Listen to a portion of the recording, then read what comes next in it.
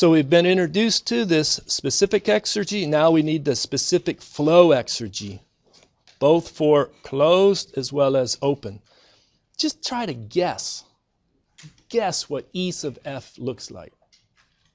Just guess. I mean, you said, I think it's going to be close to what E was. What was E? U minus U naught plus P naught V minus V naught minus T naught S minus S naught plus KE plus PE. Do you think maybe it has a PE? Maybe it has a KE? Maybe it has T naught S minus S naught? And then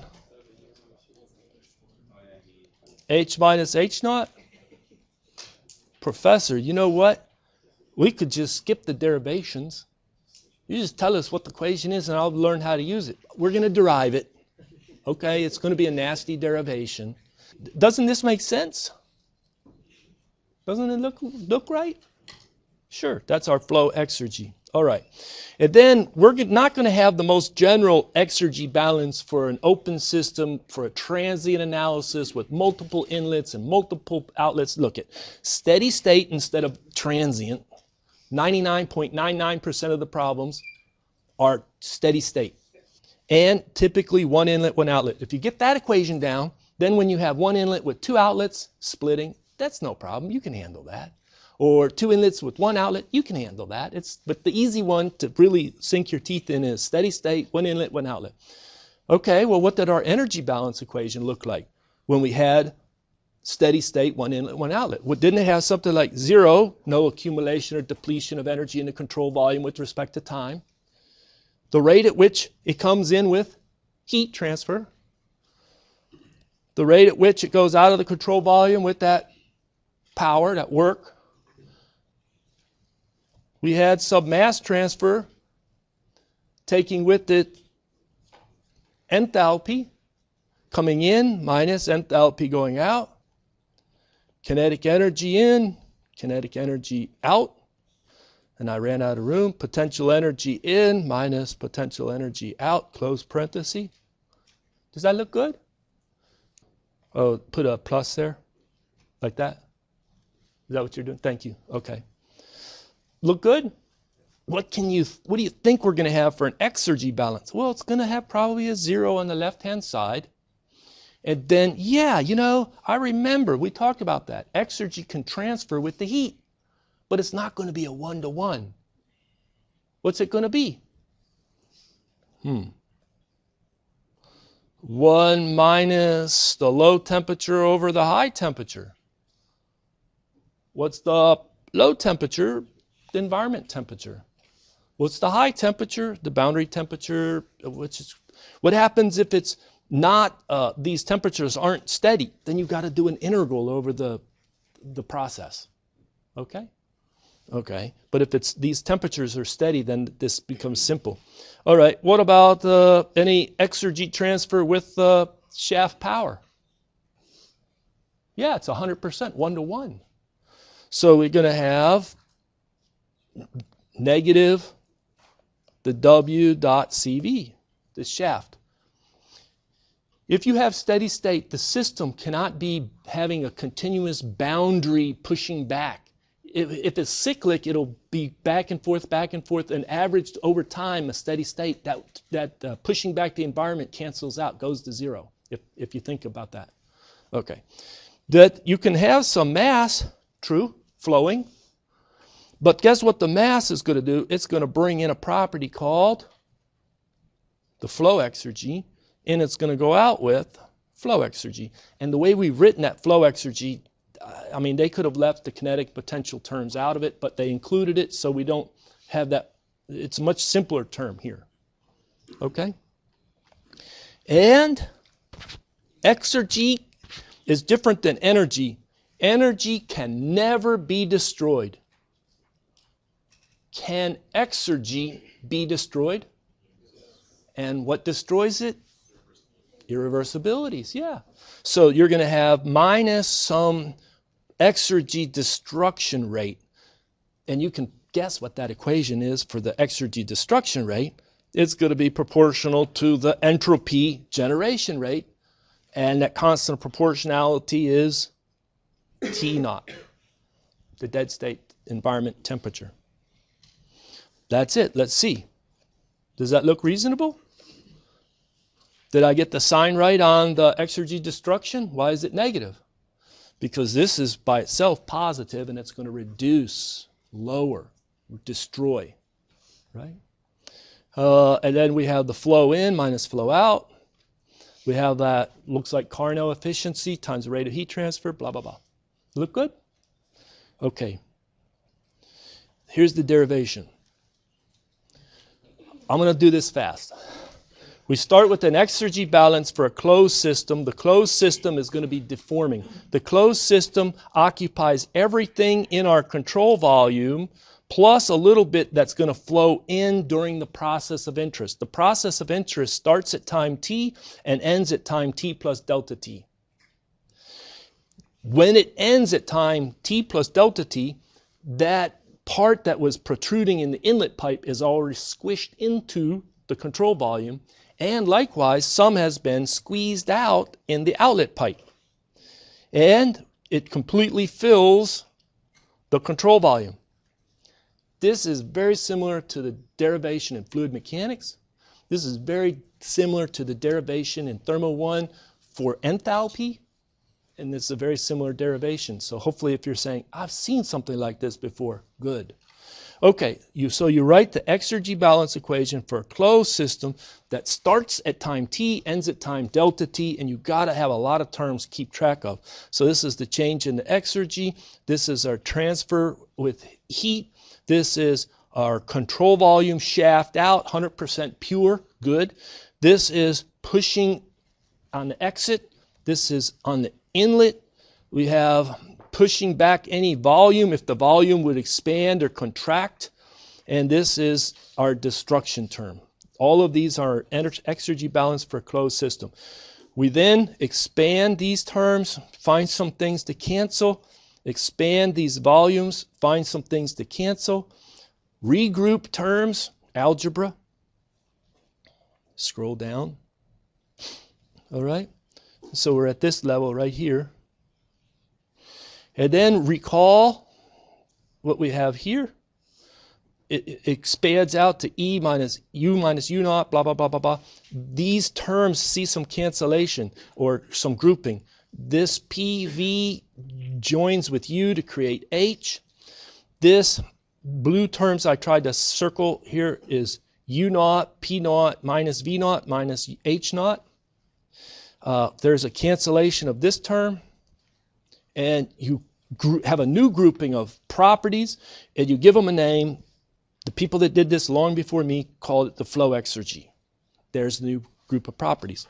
And so what you find is that you have our exergy balance equation. You take the limit as delta T goes to 0. This becomes a rate at which heat is transferred in, shaft work, mass flow, have our flow exergy properties and exergy destruction. What's this? Latin for what we wanted to show, we've now shown. So there it is. So this is for the steady state, one inlet, one outlet. This is the one we use 99% of the time. Oh, do you want the more general? Well, then you would have accumulation here, and you would have this term which is possibly the control volumes expanding and then contracting and expanding, then contracting, or continuously expanding, whatever the transient problem would be. But this equation is very, very rarely needed or used. Some students at 8:30 said, how rarely used is it? Like, is it predicted to be on the next? No, it's not on the next exam. They wanted to know that. All right, steam at the 3.25 kilograms per second, 80 bar and 440 degrees C enters a well-insulated turbine. So let's go ahead and make a little illustration to remind us the steam comes in at state 1, and we list our pressure 1 is 80 bar, our temperature 1, 440 degrees C, and we have the mass flow rate, m dot, equal to 3.25 kilograms per second, and it's well insulated. Sometimes we put this hash mark for indicating well insulated. It has outlet stream at state 2. The exit pressure, P2, is, let me write it over here maybe. P2 is 20 kilopascal. And that's all the properties they give us on it. It's well insulated. You have some shaft power out of the turbine, W dot out of the turbine. I'm going to do a control volume analysis around that turbine, cutting at state 1, cutting at state 2, and we ask the question, what is Q dot into the turbine if it's well insulated? 0. Okay. You're given the other piece of information that the isentropic efficiency of the turbine is 70%. Okay, ignore the effects of gravity and motion, so kinetic potential energy changes are negligible. Determine the power out of the turbine. Now, because we say out of the turbine, you can put the arrow and you can now not have as many negative terms, because we're going to talk about a positive W dot because it's defined to be out for this problem, out of the turbine. It's like, it's just the way you drive on Loop 410 and I-10 and 1604, right? They have the speed limit signs, right? Everybody gets great joy in exceeding the speed limit. I don't know why, but there you go. So what we're going to do is we have these laws, first law, second law. We have our sign convention, and then when we feel like it, we speed a little. And we just throw it caution to the wind, and we say we're taking responsibility for the sign. And for this problem, for the turbine, W dot T is positive out. Good. So how am I going to calculate that power out of the turbine? What I do is I use a diagram to help me with my logic. This diagram is on the x-axis. What property is being plotted? Entropy. On the y-axis, it's temperature.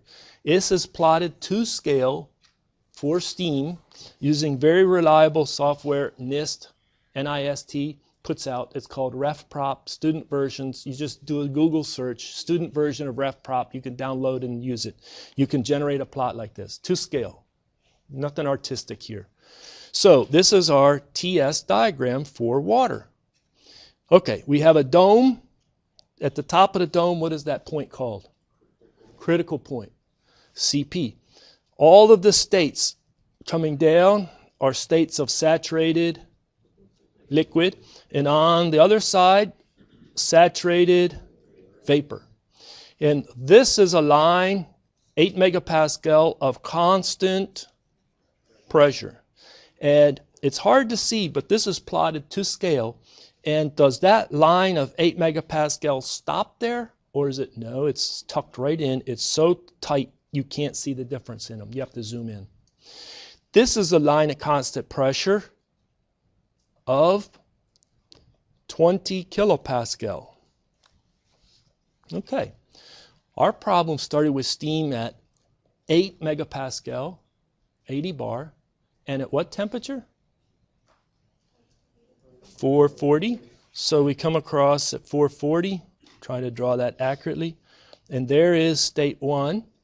How would you describe state 1? Superheated vapor. All right. You're going to put it through that turbine. You're going to have an isentropic efficiency of that turbine. That's part of the problem given.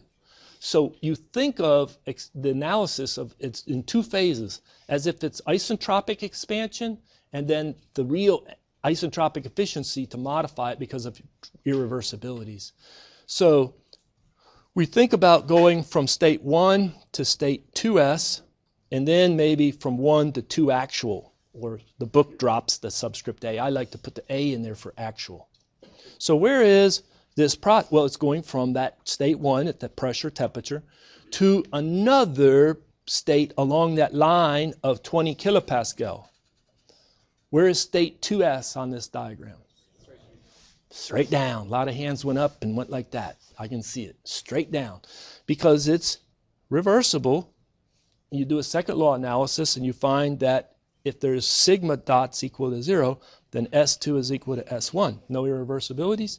And so this is state 2. Describe where state 2 is. Two-phase liquid vapor. You're exactly right.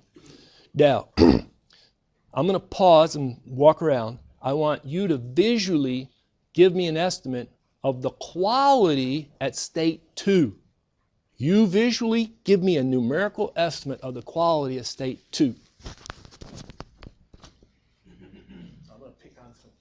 All right, so the quality at state 2, people look, and it's a ratio of the lengths of lines, isn't it? It's this is the total length of the line going from SF to SG, and then this is from SF up to the S at state 2, which is equal to S at 1. And so the length of this line divided by the length of that line, it's a ratio, looks about 80, 75%, not 90, not 95 or 99. It's more like 80%, okay? That's how you would do this. You would do it with numbers in the tables, and you would find it's 80%. Okay, once I know that it's 80%, then I can get the enthalpy at state 2s. How do I get the enthalpy? So I'm walking through the problem. I got the quality 2s. Quality 2s numerically is going to be S2 minus, well, the S1, which is equal to S2, assuming isotropic expansion, SF divided by SG minus SF, around 80%. Then we're going to get H of F plus the quality at state 2s times H of G minus H of F, enthalpy at state 2s. Then we would calculate the work of the turbine. If it was isentropic expansion, it would be H1 minus H2s. But the work of the turbine, if it's not isentropic, the actual work is going to be a fraction of that. It's the isentropic efficiency is the fraction of the work if it's isentropically expanded. Hence, we get 70%. I think that's our efficiency. So we can actually get H2 actual, which is H1 minus the work, specific work of the turbine actual. I encourage you to bust it in a lot of small little steps. It's really pretty straightforward when you grasp what's going on. Now, where is state 2 actual? It's going to be along the line of constant pressure, is it not? It could be here, or if it just luckily happened to be saturated vapor, it could land there, but or it could be superheated vapor out in here. Okay? If you go along a line of constant enthalpy, it's probably the maximum S. It could be state 2 out here, as if it was a terrible turbine. You got no work out. It just expanded the steam to a lower pressure. So somewhere from here all the way along is where state 2 actual is going to be. For this problem with 70%, it's going to come in right at 90%. So I'd say it's, let's say, right there. The quality is going to be 90%. This is all a review, hopefully, and you're pretty comfortable with it. So let's jump back. And we have, so we get the power out of the turbine is going to be the mass flow rate times the enthalpy inlet minus the actual enthalpy outlet. And we use that 70% isentropic efficiency. It comes in to be W dot around 2,500 kilowatts. Ready to go to part B? I haven't done anything with Exergy yet. Let's go, part B. What is the entropy production rate in the turbine? No time for numerical. I'm going to give you the numerical answer, but what would be the equation to calculate that entropy production rate in the turbine? It would be the mass flow rate times, I'm going to come out with a high entropy, and I went in with a low entropy because there's well insulated, there's no entropy transfer with the heat transfer. You get this equation from the second law analysis. Okay. So this property and that property you calculate. In the interest of time, I encourage you, you should be able to produce 3.22 kilowatts per Kelvin. Look at the units. Do you like these units for sigma dot? 3.22 kilowatts per Kelvin? Does those look reasonable? Professor, you put it up there on the slide. You'd be too embarrassed to make a big mistake. So, yeah, it looks reasonable. Right? Yeah, it's reasonable. Okay. Okay, what is the exergy destruction rate in the turbine? So we want to do exergy destruction rate. There's two ways of doing it. I can just go back and say, if I can calculate sigma dot, I multiply by T naught, I'm done. Or another way is do an exergy balance equation. They're very, very similar. But believe me, because we solved part B already, this is straightforward, isn't it?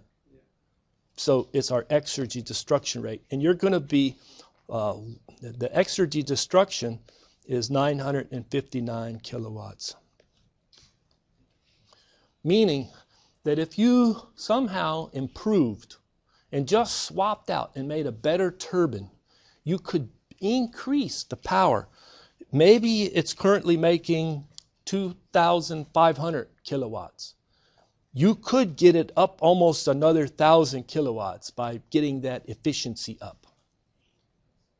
That's why exergy analysis are used in power plant design and other systems, because they're very insightful to the engineer, to the analyst. Where can I improve? Where can I get the biggest improvement in my system?